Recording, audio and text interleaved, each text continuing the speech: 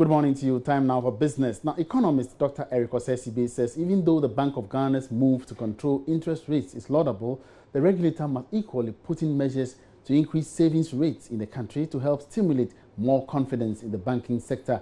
Dr. Sibe explains commercial banks rely on borrowing by the public and businesses for further on-lending and therefore the need to enhance a consistent savings culture. Dr. Sibe was speaking in an interview on the sidelines of the release of IEA 2017 Business Confidence Survey results in Accra. I mean, what we are saying is that, the banking sector should make sure that savings, are attractive. People should see savings as a good alternative for storing value. But as it were, you look at the spread between the saving rate and then the lending rate is so wide, which doesn't make, savings attractive. So one of the things that we're encouraging the central bank to do is that much as it's focusing on lending rate, coming out with a regulation, what it calls the reference rate. It used to be the base rate. Now it has come out with a formula for determining the reference rate.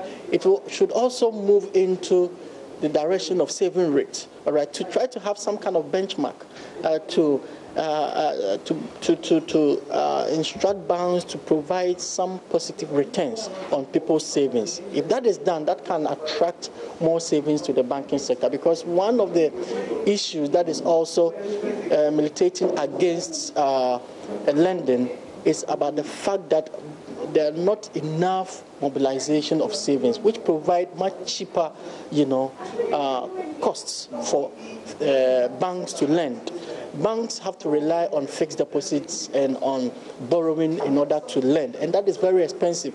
But saving is very cheap for banks. If more people are saving, one, the banks will have enough ability to give out more loans, and two, the cost of borrowing will also come down significantly. So there should be a national mobilization, there should be a national campaign to encourage more people to save. Our saving rate in this country is far too low, and that explains why there's huge financing gap, and government have to borrow, and we also have to depend so much on external investors and FDI to come. Okay, that is a problem. What is happening in the banking sector? Some kind of instability, some microfinance institutions collapsing, and people not able to get their deposits, and some banks going down, and all of that. I think they all kind of discourage more people to save. So I think the prudential supervision of the central bank should be strengthened, to making sure that the people have enough confidence in the banking sector so that they can also put their money, save more, and the banking sector will have enough money to on-lend. Now, Finance Minister Ken Ofori-Atta has indicated he would be presenting to Parliament new tax policy measures by July to help deal with the country's rising expenditure. The Finance Minister disclosed this at a conference on moving Ghana beyond aid. The country over the years has been struggling to raise the required revenue to match its rising expenditure. But speaking at the conference, Mr. Ofori-Atta said he is hopeful this challenge will be addressed when he presents the mid-year budget review in the next 3 months. Ghana's revenue collections are low, with limited fiscal space to support the pace of investment needed to achieve a Ghana beyond aid. Compensation of employees and interest payments alone absorb over 90% of our revenues. At the same time, the government is implementing key growth-oriented and job-enhancing flagship projects, as well as social programs in education and healthcare, which are vital to promote inclusive growth.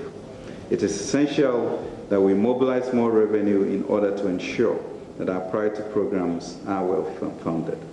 As you recall, in the 2017 budget, we were clear on a preferential option for the poor as undergirding the pace of development, and also a vibrant private sector free from coercive states. Education now is being funded more robustly, NHIS is stronger, teachers' allowances and nurses' allowance have been reinstated. We have therefore began consultations, Mr. Vice President, with key stakeholders on the need to mobilize more revenues, we intend to present to Parliament a package of tax policy measures at the time of the mid-year budget review to ensure sustained funding for our key programs. And that's it for business. I'll bring you more business updates at midday. My name is Emmanuel Ampuachi. Have a good morning.